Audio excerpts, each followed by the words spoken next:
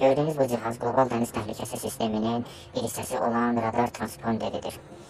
Gəmi naviqasiya radar stansiyalarına xüsusi siqnallar ötürmək və qəza vəziyyətində olan obyektlərin yerlərinin müəyyən edilməsini asanlaşdırır.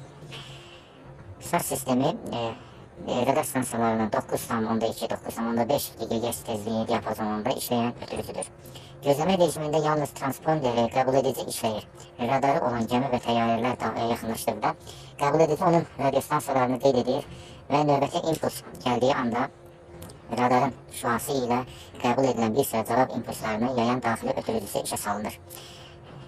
Bu da radar ekranında təxminən 12 ədəd nöqtələr göstərir. Normal şəraitdə radar transponderi söndürülmüş vəziyyətdə gəminin bortunda saxlanılır.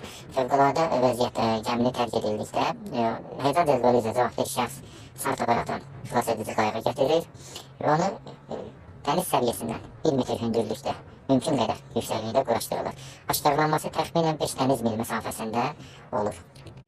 SAR aparatı 10 metr dərinliyə qədər ən azı 5 dəqiqə suya davamlı və 20 metr hündürlükdən suya atılmağa davamlı olmalıdır.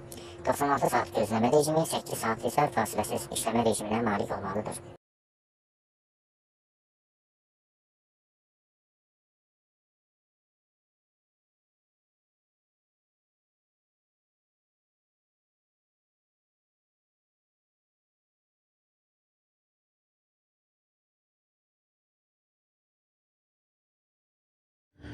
SAR aparatı 10 metr dərinliyə qədər ən azı 5 dəqiqə suya davamlı və 20 metr hündürlükdən suya atılmağa davamlı olmalıdır. 96 saat gözləmə rejimi, 8 saat isə fasiləsiz işləmə rejiminə malik olmalıdır.